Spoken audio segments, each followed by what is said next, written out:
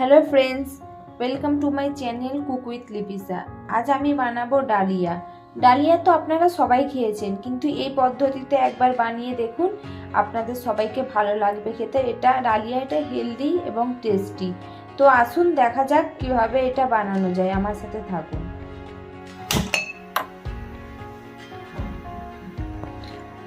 প্রথমে ডালিয়াকে আমরা একটু ঘি দিয়ে ভেজে নেব, যাতে ডালিয়ার একটা গন্ধ থাকে, সেই গন্ধটা চলে যায়।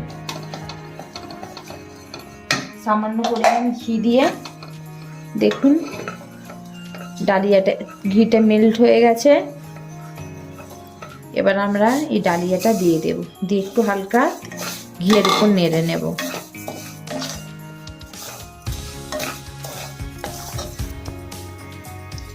ডালিয়াটা ভেজে নিয়েছি, দেখুন কালারটা একটু চেঞ্জ হয়ে গেছে, ব্রাউন মতো।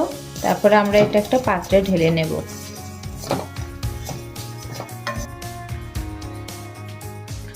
এটা একটা পাত্রের মধ্যে নামিয়ে নিয়েছি। এবার আমরা ডালিয়া বানানোটা স্টার্ট করব।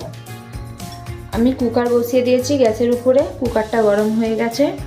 এবারে এই ডালিয়াটা আমি এতে ঢেলে দেব।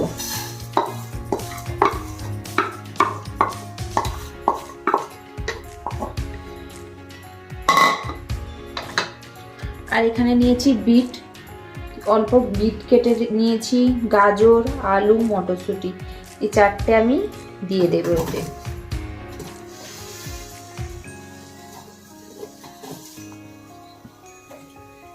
আপনারা এটা একবার বাড়িতে বানিয়ে দেখবেন, খুব টেস্টি আর হেলদি, বাচ্চারাও খেতে খুব পছন্দ করবে। এতে পরিমাণ মতো জল দিয়ে দেব।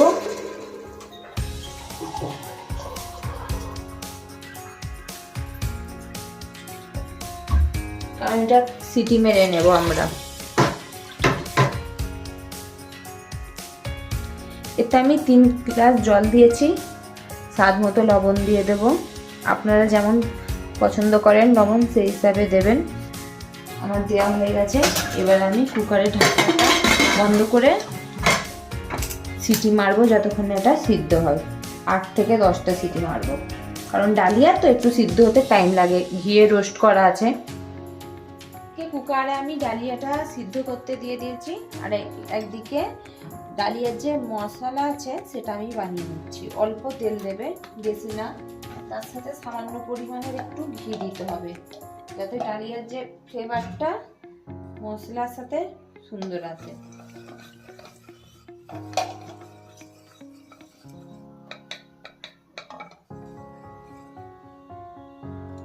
তেল গরম হয়ে গেছে। এখানে আমার কেটে রাখা কাঁচা লঙ্কা তেলের উপর দিয়ে দেব, দিয়ে একটু নেড়ে নেব, যাতে লঙ্কার যে ফ্লেভারটা ওটা তেলের মধ্যে উঠে যায়। আর দেবো একটা স্লাইস করে কেটে রাখা পেঁয়াজ।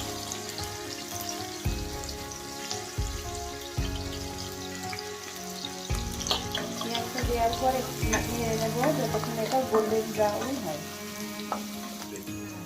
দেখুন পেঁয়াজের কালারটা চেঞ্জ হয়ে গেছে, হালকা হালকা ব্রাউন হচ্ছে। এই সময় আমি আদা রসুন বাটাটা দিয়ে দেব। 1 চামচ আদা রসুন বাটা দিয়ে আদা রসুন বাটাটা আমি নেড়ে নেব, যাতে ওর কাঁচা গন্ধটা চলে যায়। দেখুন আদা রসুন বাটাটা দিয়ে একটু নেড়ে নেওয়ার পর কাটা কাটা একটা টমেটো দিয়ে নেড়ে নেব। টমেটো আমি একটু নুন দিয়ে দেবো, যাতে আপনাদের মনে রাখতে হবে ডালিয়াটা আমরা সিদ্ধ করার সময় নুন দিয়েছি, তাই অল্প পরিমাণে নুন দেবো টমেটোটা গলে যাওয়ার মতো। প্রয়োজন পড়লে আবার দিতে পারেন আপনারা। এবার আসুন আমি কি কি মশলা নিয়েছি সেগুলো আপনাকে একটু দেখিয়ে দিই।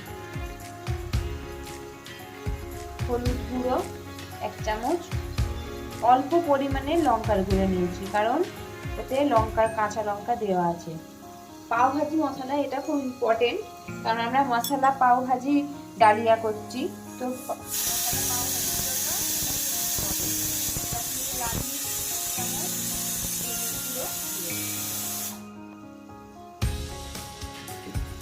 আপনারা দেখতে পাচ্ছেন টমেটোটা সিদ্ধ হয়ে গেছে। এবার আমার যে মশলাগুলো আপনাদের দেখিয়েছিলাম সেগুলো সব দিয়ে দেবো। দেওয়ার পর লো ফ্লেমে একটু নেড়ে নেব।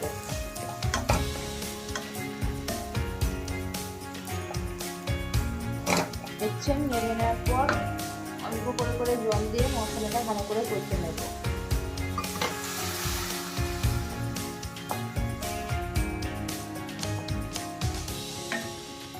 দেখুন হালকা হালকা তেল ছাড়তে লেগেছে এবারে মশলাটা থেকে।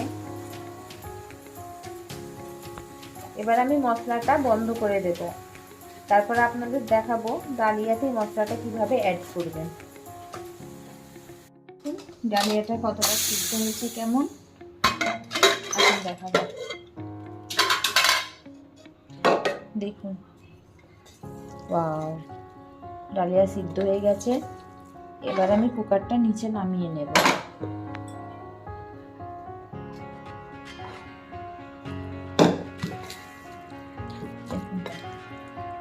আমাদের ডালিয়া সিদ্ধ হয়ে গেছে। এবার আমি এই যে মশলাটা বানিয়ে রেখেছি মশলাটা পুরো অ্যাড করে দেব।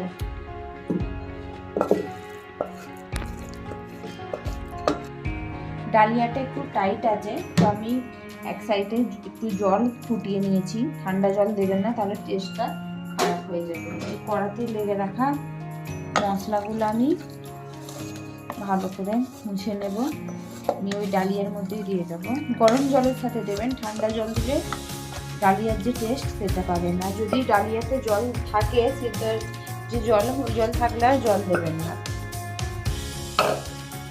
দেখুন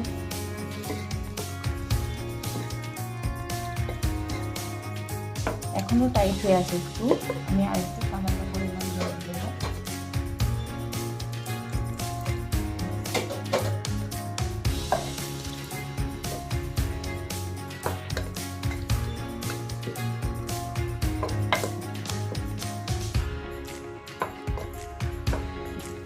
এবারে এতে কিছু ইম্পর্টেন্ট জিনিস দেব।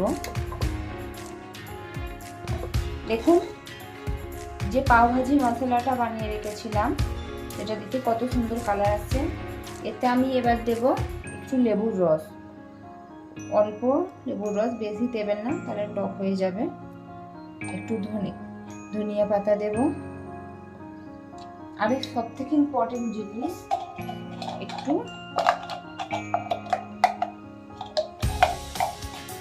ঘি দিয়ে দেব।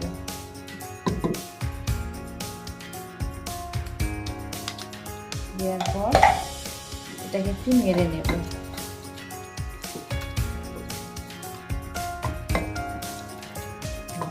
এবারে একটা প্লেটের মধ্যে এটাকে ঢেলে আমি আপনাদের দেখাচ্ছি।